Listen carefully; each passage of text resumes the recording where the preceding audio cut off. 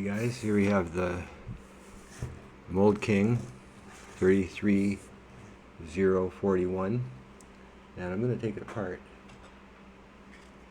and look inside to see if I can see any problem, because it drops out of the air all the time.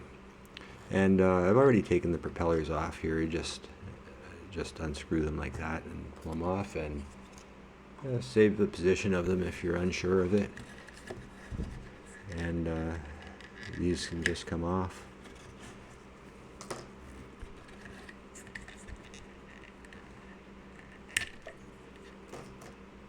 So you should put the propellers aside in the way they were on.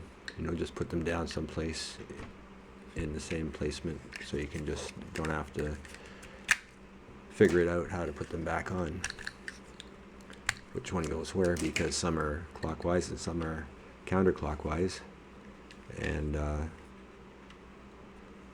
diagonals match. So if you ever get them mixed up, you might see the copter lift up only on the back or only on the front, or not at all. And that means if it lifts up on the back and on the front, that means the front two are switched around. If it lifts up on the front, not on the back, it means the back two are switched around. And it's possible to get them, if they're all white, then it's possible to get them mixed up sideways, so then you'll see it just one side lift up. Side it doesn't lift up, you have to change them over. There's a lot of holes in the bottom of this. Not all of them contain screws.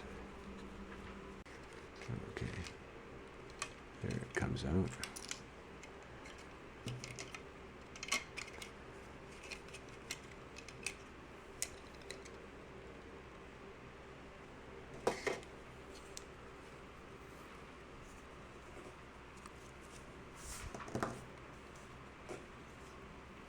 So we have the wires. There are long wires on these motors, and they're bundled up with a little bit of masking tape with the LED lights wires. And there's the motors, 7mm by 20 looks like, with I'll count the teeth on the pinion. And let's take a look at this gear assembly here. Okay, we've seen this kind of gear assembly on a few copters, and that's a hex-shaped plastic thing there, and that can come out. Now let's see how they all are.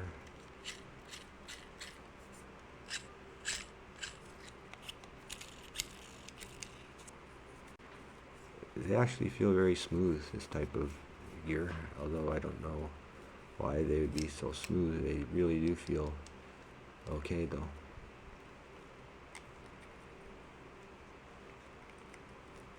And when you can just put the motor in and take a look in there, so you see, make sure you give the motor a little twist to make sure it gets up right into the middle where the spur gear here meets the pinion gear, so that even when it's raised up, it doesn't go past the end of the pinion. There's nothing obviously wrong with the board. Nothing's loose. The antenna's on there. The battery wires are very solid looking connections. It doesn't look like there'd be any trouble with these coming off. I've noticed a couple of cold solder spots. Well, this one here, but that's not a motor that's giving me any. This motor here is a little bit weak. I don't know why, but that's the way it came out of the box. So now that we've got this apart and found nothing obviously wrong with the board, the thing to do is to check to see what a JJRC board would look like in there, and if it could fit. And unfortunately, this has got these stems there. This quad has these screw hole stems there, right in the way, I think. These LEDs are very nice, and they're larger than the JJRC ones. I could check it out just with running the JJRC board and see what the lights look like through the shell. I may want to experiment with soldering these onto the JJRC or onto the battery, straight to the battery connections. This is a nice flying copter, and it's just a shame that it doesn't stay on when it's flying. It just shuts down all the time. Yeah, so the JJ1000 board sat with the LEDs right on top of the screw mounting holes, and I would have to do a lot of cutting, and these little LEDs sat right there, and when I was looking at it, I looked over and saw my old V252, WL Toys V252 board, and so it happened to fit just perfectly, and I've had a hard time getting a nice body for the V252 board, and I've got red on the back, and this works. So I still have just roughly put it together. The board is just in there with rubber band, and I haven't got the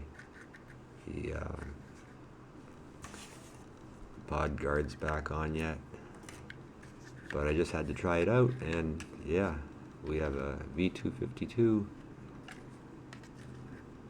Super S here, and I can't wait to get outside and try it out, because that's a mean copter, and this is a working quad now, and I think it's going to be pretty good.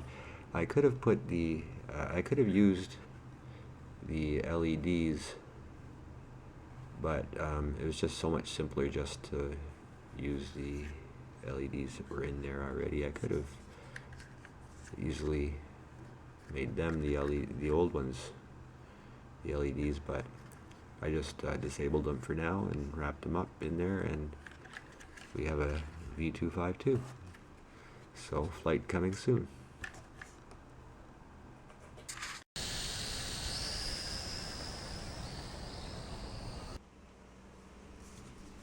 Alright, so I've got the board glued down, just some hot glue there and there, and I've got the LEDs, the original blue and green LEDs I decided on after I seem to have wrecked the one of the red ones from the V252, but I like the green and blue combo anyways, and that's what I sort of wanted to do. But red is so visible that that's what I was going for. And so the board's glued down, it looks flat and even, and everything's working. And what else did I do here? I shortened up these wires so that they go in there, and it's ready to put together.